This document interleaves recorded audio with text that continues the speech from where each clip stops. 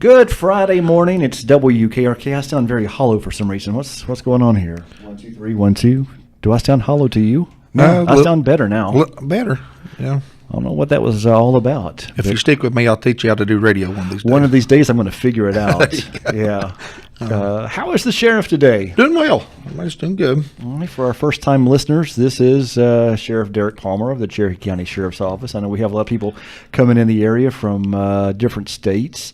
You know, the interesting thing about WKRK is now that you can listen to it on the internet, and so I know when our troops are overseas and those type of things, I know that when some of those guys come home, they talk about listening to us over in wherever they're deployed at. So that's pretty neat, you know. I've found a lot of people that grew up here in our area, they like to take something with them from their hometown, and the Facebook feeds from us, your office, other radio stations, and it's like they haven't really left home. But it's kind of scary to think about they're listening to you in Afghanistan. I know, right? It is. Oh, this is 105.5 FM, 1320 AM, cable TV channel 25, and worldwide at country.am. And, of course, you can download those apps and listen to us on your smartphone and run your battery down. Very much so. Yeah, batteries don't last too very long, but I always get mine charged right at 25% or so.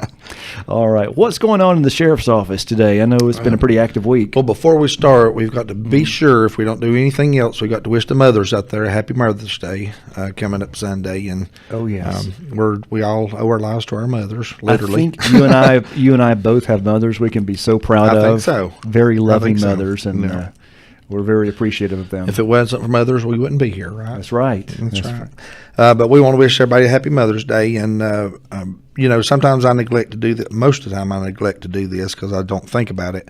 But somebody asked me, you know, when's the next time I'll be speaking or where am I going to be? And I'm going to be at Hanging Dog Baptist Church this weekend, and I'll be doing the Mother's Day service down there. So and if you don't have a church or you're not accustomed to going to church on Sunday, you can come down to Hanging Dog Sunday morning and see us down there, and I'll be speaking.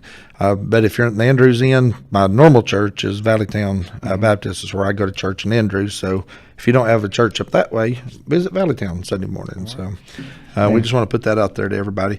And also on recognition of the Fallen Officer Memorial Week on May 14th through the 20th, just a reminder that there's going to be a memorial service on Monday, May 15th, at 10 o'clock at the Murphy Bible Church. I'll be speaking there. We'll be doing several things there in recognition of the fallen officers and the memorial for them. So I'll be speaking there on May 15th at 10 o'clock in the morning. I know a lot of people's working and can't attend that, but if you're not working, please drop by and let's honor our fallen police officers. And we're going to try to do a Facebook Live of that event on WKRK's Facebook page. Right. So if you miss it, it will be archived on our page. You can play it back after you get off work. So if everything is working out equipment-wise, so we have I'm going to bring the tablet there, and I contacted Ben Adams, and he says there's Wi-Fi at the church, so I can use the Wi-Fi. That's good. I didn't know that. That's good. Hope to see you there. Yeah, should be a very interesting, very appropriate thing for our Dustin Smith has kind of been over the FOP and the Fraternal Order of Police here in Murphy, and kind of heads up a lot of different things. And one of the things he contacted me about a couple weeks ago was the fact of that we have 3 sheriff's deputies that have been killed in the line of duty or injured, and are actually killed in the line of duty and was not put on the law enforcement memorial wall. And so we're in the process of trying to get those names put on the memorial wall in Washington, and make sure that they can get added to that. And so we're just, like I say, along with our military, we want to honor our military for the great sacrifice they do, but the law enforcement, we do it on a smaller scale and on the home front. So we just want to make sure that those people that give their lives are remembered and are honored for doing so. Very good. Yeah. So, but just like I say, on the 15th, it'll be 10 in the morning. So anybody that can attend that, please come. If you can't, like I say, check out the Facebook page, Facebook Live page that Tim will be doing, and you can watch it there. Facebook Live's an interesting thing, and yeah, I'm still social media is just it's a lot different. You know, life is a lot different than it was when we were growing up. We had an incident there on May 5th where we had a shooting that involved 2 different people there at Meadowbrook Apartments in Murphy, and we were investigating that and was trying to figure out what happened there, and we were on scene, and my wife and I, of course, my wife's the DSS director, and so we were talking about some of these individuals earlier, and so before the shooting ever occurred, and so I had when I got on scene and realized who was involved in that, I sent my wife a message, and I said, guess who was involved in this shooting? She told me the name of the person that was shot in the back. And I was like, well, that's kind of strange. How did you know that? I'm just now on scene, just now found it out. So how did you know it at home? And she responded, because I'm watching it on Facebook Live. Oh, wow. And the person that was actually shot and was put in the ambulance that's been transported to Erlanger was actually on his cell phone and was streaming everything from the ambulance, and was talking, wow, thanking Cherokee County for what they had done, and and that the ambulance drivers and all those kinds, which is a good thing. I mean, it's nothing bad about it. But it was interesting to me, the fact of that information was already put out there, and it was already out there in the public, and people anybody had access to Facebook was already watching it and already knew who it was, and all those type of things. We have become such a real-time, I want to know right now type society. Right. Yeah. And I know some things we'll be getting tons of messages. What's going on? It's like, I don't know yet. Right. And this only 20 minutes after. It's like, and they're upset that it's 20 minutes and you don't have an answer. Yeah, I don't know yet. Just once we get the press release, we'll put it out. Right. But right now, we're just still learning things. But yeah, everybody's wanting to snap their fingers, wanting to know right now. But I understand that. Right.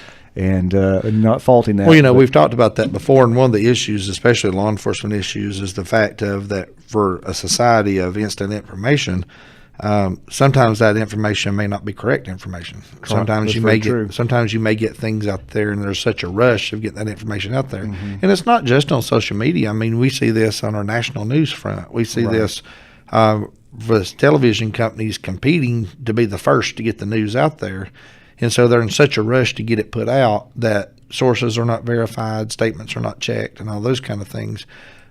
Used to, when we were growing up and you had the 6 o'clock news and 11 o'clock news, if a reporter got some information for news that night, they had time to do fact checking and to verify sources and all that. And they were certain by the time that came out on air, they were certain that what they were telling was the truth.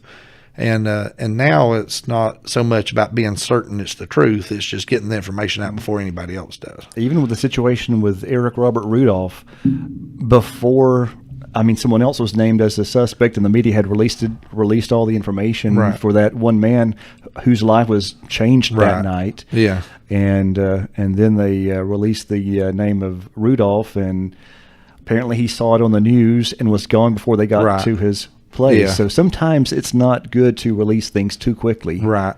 And some people get frustrated with us because we do want to hold some things close to our chest and not talk about things. But when you have a criminal investigation, the integrity of that investigation is very important, and to make sure that we don't do things that compromises that investigation. And if I'm wanting to, which makes our job a little bit more difficult, because used to, if you had a robbery, you could withhold what type of weapon it was, or you had an assault, you kind of withhold how the assault happened or weapons used. And we still do that tactic. And there's a reason for that, and I'll explain it in a minute. But with the social media and people tweeting stuff and putting stuff on Facebook, that information gets out there, even the stuff that we're trying to hold, even the stuff we're trying not to reveal. And the reason we hold that stuff is because if you're a suspect and you committed the crime and we're doing an interview and you were to say something that we didn't release, then that puts us the idea that you were there, you saw it, but now there's always that excuse of, when they slip up and say something they shouldn't say, or about how something happened or what type of weapon was used or whatever. Now with the social media, they're able to defend themselves and saying, well, I saw that on Facebook, or so-and-so sent me a text message and told me that, and so they'll be able to create more and more alibis by this. And so when we try to hold things and not reveal it, it's not the fact that we're trying to keep the media in the dark or the public in the dark. It's the fact of that we're trying to keep the integrity of that investigation. That we're when we interview people, we can still keep these tactics and these things of knowing when they're telling the truth and not telling the truth, and kind of getting that confession out of the things that we may need to build that case. And so I hope people understand that. Everything can't be released because there's still a court case that has to happen. There's still they still have to go before a judge, and if all the information is out there to the public, then. And the thing to remember too, and I encourage people this. I mean, of course, we're not out trying to charge people that's not guilty of crimes, and we're not out trying to put people in jail that's innocent. That's not what our goal is. But what we also have to remember, that we live in a country where you are presumed innocent until you're found guilty. Mm-hmm. And so even though people are charged, even though we put people in jail and we do press releases and kind of reveal things about what we found and all that, from the public side of it as a citizen, you must also remember that person is supposed to be believed to be innocent until they're proved guilty in the court of law. So sometimes people can get tried and convicted on Facebook and on Instagram. I've seen that way too many times before they ever have a chance to defend themselves. And there are circumstances, there are times that law enforcement gets the wrong person. Just like you talked about before with the Rudolph case. Sometimes we may head down a road and we've got someone as a suspect, and we're just sure this is the person that's done it. But after an investigation and checking into it, we may find out this wasn't the person. It's somebody completely different. And that has happened before, even with eyewitness testimony. A lot of times that due to eyewitness testimony and statements, that people are actually arrested and put in jail, but later found out that they were innocent, that they never did it in the first place. And so those are things that we try to avoid, and we hope that never happens here in Cherokee County. But unfortunately, that does happen from time to time, and that's why it's so important that when press releases come out and all that, even though a public has a right to know, and even though media has a right to report, we need to be sure and understand that person is not guilty yet. Right. Yeah. when you see the media release says they were found guilty in Cherokee County Superior Court and this is the sentence, and then you can say what you need to say. Yeah, that's when I don't put the following press release innocent until proven guilty when the court case has happened. Right. But that does bring up a good point. A lot of people have asked me too that they've been a part of a press release, and then some of them got off on a technicality, even though they may have been guilty. It may have been guilty, but something happened. But in a situation where, like you mentioned, that the wrong person was arrested and put in a press release, is there a system in place to maybe issue another press release saying, we're going to clear this person's name? That has been done from time to time, but the DA's office is very reluctant on putting those things out unless it's just a clear-cut case of wrongdoing. One of the reasons why they're reluctant to that is because sometimes charges are dismissed, and sometimes things are dismissed for various reasons. And they could be a fact of that they're certain this person's guilty, but there's just not enough evidence. There's just not enough to go to trial. And so the district attorney's office recommends, in the event of that person is the charge has been dismissed against them, of not putting those type press releases back out, because evidence may come back later that they could use for the trial. And if we've put a press release out saying, well, they didn't do it, or they're innocent, or those type of things, then that can be used in court. They can be used as part of the court hearing. So most of the time on those things, it's got to be a very clear-cut wrongdoing to someone before that those type of press releases will come back out. You'll see those things as such as someone was accused of a crime and later exonerated from that crime, or had a trial and was found not guilty, then you'll see those type of press releases come out where they were found innocent, and those type of things. But, unless it's just a clear cut, a person was, and let me say this also, just because a person's found innocent in court doesn't necessarily mean they were innocent. Right. They could be technicalities, they could be other issues there could be an error in the court proceedings, they could be the bill of indictment or the warrant could have the wrong date on it, or could have the wrong name, and for that particular trial they may be found not guilty in that trial because of this error. But that doesn't mean that it couldn't be brought back up later, or new evidence come out. They could be charged again for a different crime or something relating to that charge later. We live in a country where we can't do double jeopardy. If you're found innocent, you can't be tried for that same crime again. But if new evidence comes out, there could be other elements that might fit a different crime that you could be charged with a different crime. So, for example, if you were charged with first degree murder, for example, and you had a trial and was found not guilty of that, Now I'm just pulling something out of thin air. We may have law scholars out here saying, no, that's wrong. You can't do that. But I'm just using it for a loose example. You may be found innocent of that, but there may be some other evidence come up later that showed that you were actually guilty of a negligent homicide in some form, whether it's voluntary manslaughter or whether it was vehicular homicide or some other crime that may be out there, that you might could turn around and be charged with that crime. Okay. We have to be real careful about those press releases that go back out saying someone's innocent or someone was wrong. It has to be clear cut and for that to happen. All right. We had, I don't know if you read this on our Facebook page earlier this week, we had a very personal discussion about drugs in our area. Right. And we shared a link to helpguide.org about overcoming drug addiction. Right. Because we know there's a lot of people there that messed up one time and they're hooked. Right. And there's a lot of really good people out there who are addicted to drugs, but once they're off, they make bad choices once they're on drugs and they do harm to people. Once the drugs are stopped, then a lot of the other crime that flows down. Well, that's one of the reasons why we've been so hard on going after drug trafficking and those that are dealing drugs in the community.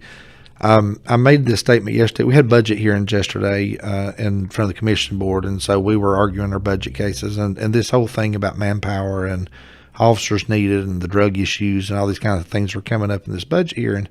And one of the things I shared with them yesterday is the fact of that we have to be honest about things, and we have to understand that from the addiction end, from the user end of this, if you want to use a more derogatory term for the needle junkies and for the people using crack pipes and those type of things, from that addictive end of it, we are not accomplishing anything by arresting them and putting them in jail. Well, an officer, we have to, we're bound by law, a lot of times to make these arrests because we can't just turn people loose and be free to do what you want to do. We can't, we live in a society of laws and we have to uphold those laws. But when I say that about not accomplishing anything for the most of the time, if I have a deputy out here that arrests a user in a simple possession charge, whether it's marijuana or methamphetamine or heroin or some of those things, but it's even a small amount, a small possession, and it may be needles. They could have paraphernalia with them. A couple of things are going to happen. One is they're brought in front of the magistrate, and that magistrate, due to the nature of the charge, and it's not the magistrate's fault, it's just the way the system's set up, but due to the nature of the charge, it may be something the magistrate finds they need an unsecured bond, and turn them loose. If it's a person that's local, that's not going anywhere, that's had a history of going to court, showing up for court, a magistrate may find that there's no reason to set them a secured bond, so they may get an unsecured bond. If they do set a secured bond and they are put in jail, and like I say, let me say this again for those that didn't hear me, we're talking about the user. We're not talking about dealers. We're talking about users.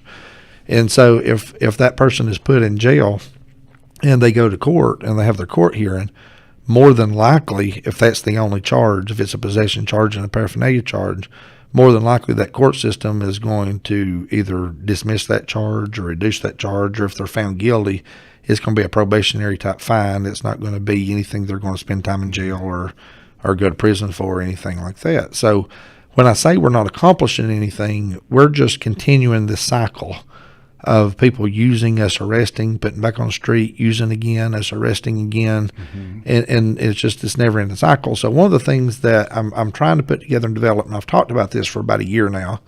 As a matter of fact, I talked with some hospital staff this morning, talked with the commission board yesterday, talked with a grant writing person yesterday about this. But one of the things that we need to look at is how do we as a community come together and help the user end of this. And we have to, once again, like I shared with the commission board yesterday, we have to be honest about this and know that there'll be a bunch of people try to use us and abuse us. And there'll be a bunch of people try to take advantage of us. And no matter how hard we try, they'll never get clean. They'll never kick the habit. They'll always do this. However, there are going to be a certain percent of those people that we can help. Right. And even if we can do, a quarter of the people or a third of the people, that we can help as a society to help them get clean and to help them kick the habit and and develop programs and things that will end that cycle, that cycle of being arrested and put back on the street and using again. If we could help a quarter of our people or a third of our people, just think about what an impact that would be on Cherokee County. If we could take a quarter of our drug users that's not using it anymore. And so I think that's the direction we need to go in. I feel like that we need to go in of developing not just for those psychological and mental issues, but we also need to look at physical things to help people. We live in a county right now, and like I say, it's not just Cherokee County, but it's the whole region of what we call homeless people, what I would call homeless. We do have people living in tents and under bridges and in cars and all those kind of things, but we also have a whole population of people who are in their 20s, 30s, and 40s that are living in their mom and dad's extra bedroom, that's living in the basement, that's living in an upstairs apartment or an attic, or and they're depleting their parents' savings. Their parents are going broke trying to keep their adult children away from drugs and using, and it's depleting their resources until the point where these people have nowhere else to live and nowhere else to go. So we have a whole population of people that's just floating from home to home, place to place, just wherever they can lay their head. And so when we talk about helping these people kick these addictions, we have to address everything from housing issues to transportation issues to hygiene issues, from where they're going to wash their clothes to where they're going to take a bath to, resources coming to them, where we're going to put these resources so they can get the help they need. And so there's just a lot of different facets to this that we need to look at. But I honestly believe, and I've said this for many years, and I continue to believe this, that the drug issues that are out there is not a law enforcement problem. It's a community problem. Mm-hmm. And if you're trusting law enforcement to fix it, law enforcement's not going to fix it. We need to address it as a community and as a society, and have our churches and our people step up and say, okay, we're going to be active in doing something to try to help this. And know ahead of time that people will take advantage of us, know ahead of time that people will try to get what they can get. But let's concentrate on those few that we can help. One of the reasons I shared that on our Facebook page was because I wanted to hear some success stories. I wanted to be able to see people inspire others to get clean. My first response was from a lady, and I think she lived in Andrews, then moved off, and she said that she lost her daughter, she lost her house, she lost everything, and all because of a drug problem. And then she's been sober now for 19 months, I think she said, and she has a great job with a promotion in her future. And her mom was a very big supporter and moved up to wherever she moved to and was helping her out there and just to help support her. And a lot of it has to do with communication between, just say, I have a problem and I need help. And then later on, we started to figure out what got her on the drug problem. And she admitted that she had lost a baby that had died, and she had some very bad depression issues, so she had turned to drugs to, I guess, help make her not feel the pain or whatever. So trying to find the source of why people want to do drugs is, I think, an important thing. I think it is too, and I think it's also important to realize that, and I shared this with some kids at middle school. I was talking to them, went up to Andrews Middle School and did an FCA program there Wednesday, and was talking to the kids up there. And one of the things to try to remind people, especially young people, is that no one sets out. I can't tell you one person that I know of that sets out that when they're a young person says, when I grow up, I want to be a drug dealer and an addict, and I want to live in a tent and not have anything to my name, and and be lonely and be hurting and depressed and dependent upon drugs. I don't know of one person that's ever said that. No. But what happens is there's usually an event or a series of events that starts down that road. And a lot of our people that we see, not just here in our area, but in the United States, that are drug addicted, that are on that user end, are people that started from legitimate problems, whether it's an issue like that was a psychological issue that caused depression and those type of things, or whether it was a physical issue, they've been in a car wreck and was injured and was in chronic pain and started taking pain pills for chronic pain, and then that spiraled out of control. I mean, there's a lot of different ways that people start down this path.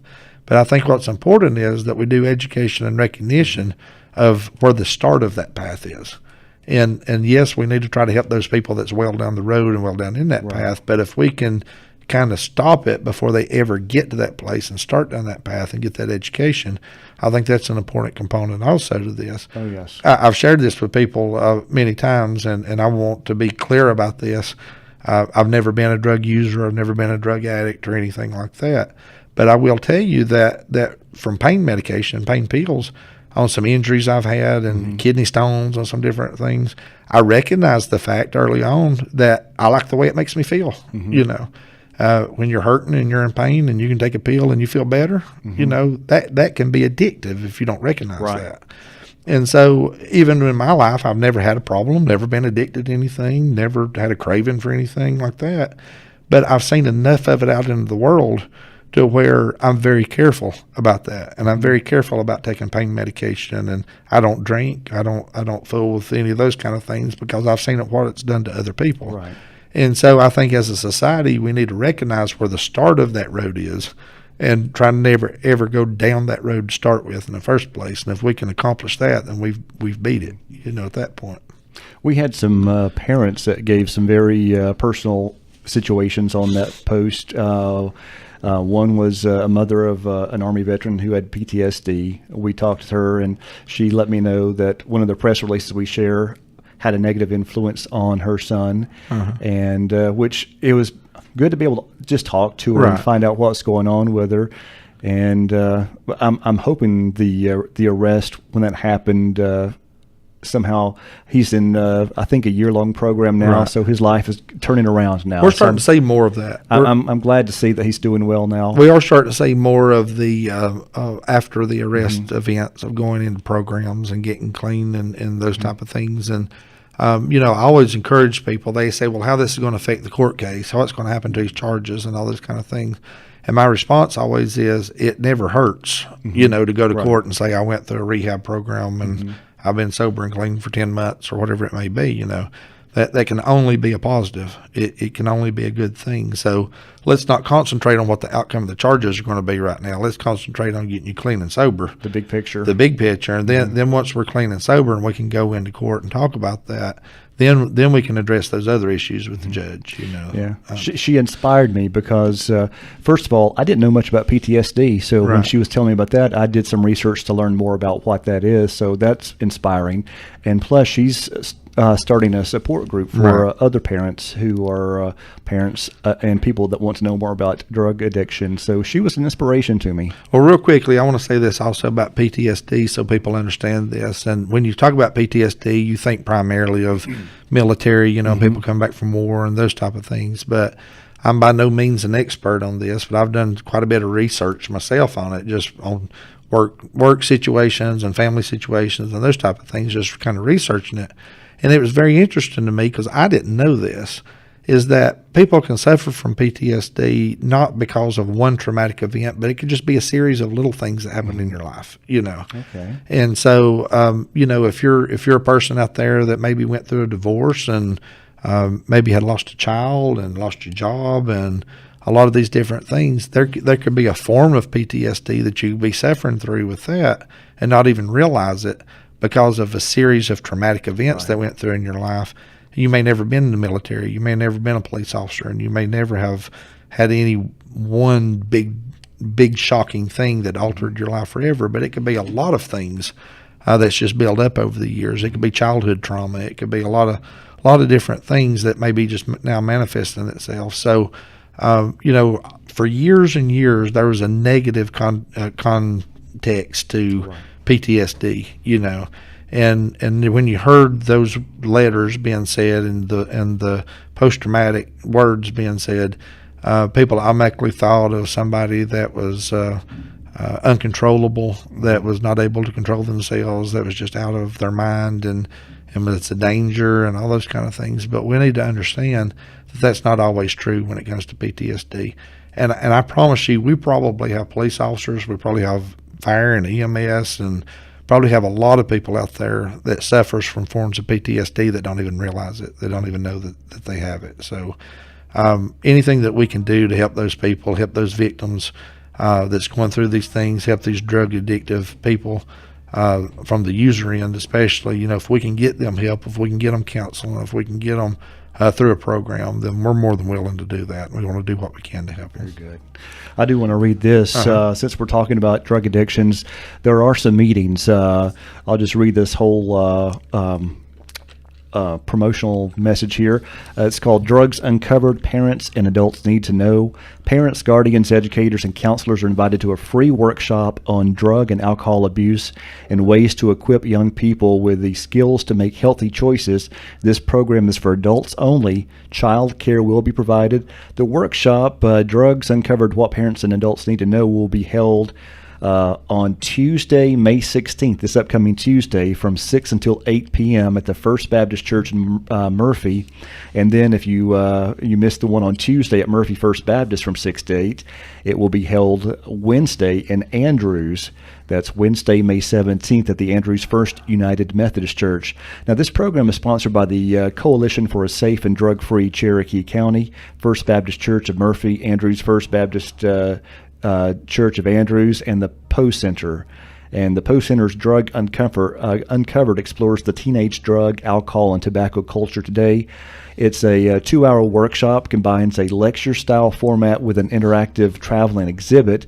The Poe Center's Teenager of Today's Bedroom holds over 70 references to substances that include elements of pop culture, common and not so common hiding places for drugs, alcohols, and tobacco.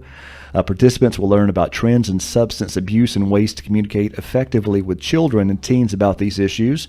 And all attendees will also receive free materials, including resources to educate young people about being drug-free and alcohol-free. And again, this is for adults only. And if you would like some more information about this, here's a phone number to contact. It's Jenny Irwin, IRWIN. Her phone number is area code 828-361-4123. Again, 828-361-4123. Sounds like a good opportunity for parents to learn about. Be a great opportunity for just to open up those discussions and be able to see what's going on out there. And this bedroom project that they're doing with this, it is is very interesting. I encourage anybody that's a parent of a adolescent to teenager, come by and view the bedroom project. It's one of those things that, in addition to other stuff, it shows kind of where kids can hide things that you typically wouldn't think, computer issues and phone issues and those type of things. So it just gives parents something to think about and something to look as they're looking at their children and what may be going on in their life. I also want to take a moment just to thank Jenny Irwin for the hard work that she does. She has worked for many years with the school system, with the drug-free coalitions and all those kind of things, just trying to better our community and help our children. And she does a lot of different things around in our community in addition to that. So I just want to thank Jenny for the hard work that she does. All right, let's give you those dates and times again and locations. 6 o'clock to 8 o'clock on Tuesday, May 16th. That's at Murphy First Baptist Church. Then Wednesday, May 17th, again, same time, 6 to 8 p.m., and that will be at the Andrews First United Methodist Church. So 2 opportunities to view the bedroom project that the sheriff's talking about. Drinks and snacks will be provided. And but yeah, parents, it's a big problem we have. Clay County Sheriff's Office sent 4 press releases in one day. Right. So I compiled them into one long press release, and the title was "Drugs, Drugs, Drugs, and a Chase." Right. So there were 3 press releases that all involved methamphetamine, and then there was a car chase. So that's all that happening at one period. It shows me what a big problem we have here in our area. How many press releases are drug related. And the thing about it is, we don't do press releases, and nor does Clay County or Graham or anybody else, but we don't do press releases on everything that we deal with and everything we come across. There wouldn't be time to write all that. We just try to do kind of the highlights and kind of hit the tops of things that we're doing out there. But it is, like I say, it is an issue not just for Cherokee County, but for the entire region and what we're seeing all around us. I would dare say if you went to Iowa, you'd see the same thing there. It's just it's something that was reached epidemic proportions, and we need to figure out how to approach it differently. And that's one of the things when I talked to the commission board yesterday. It's one of the things I shared with them is that I don't know what the solution is. I don't know what the answer is to this. But obviously, we're going to have to do something differently. We're going to have to approach it differently. In a nutshell, as a media outlet, I want to post less press releases and more successes. Right. And there can be those successes, and it just takes the community. And from our perspective, what can a radio station or a media outlet do to help this situation? Well, I think just like you're doing with putting that information out there, where the meetings are being held and where people are trying to make a difference and trying to make an effort to that. I think just getting that stuff out there, because what I run across a lot of times is people that call or they are running to them at the store or whatever. They say, hey, I'm going through this. My kids are going through this. I want help. Where do I go? Mm-hmm. Where do I go get that help?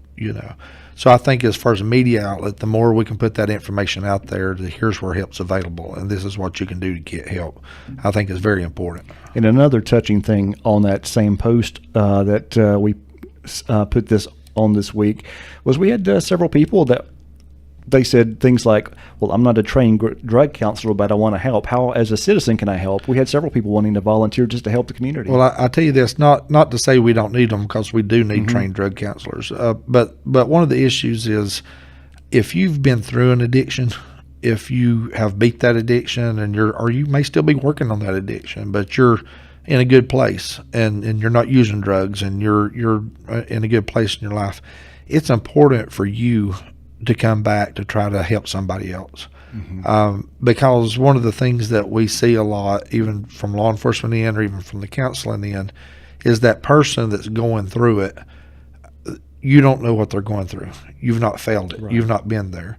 And so when we have people who have been there, who have been through it, and knows exactly what they're going through, sometimes those are the people they can peer with and they can get support from to help them beat their addiction, because they know I can talk to this person freely because they understand what's going on, and they're not going to judge me or they're not going to say bad things about me, because they understand how addictive it is. They understand the problems that I'm going through. One of the big things about getting clean and getting through the addictive process is from that support end, and just having support. And family can support, and churches can support, and there's a lot of ways of getting support. But what I found from the addicts is that they trust and confide more in people who have been through it, who understand. And so if they can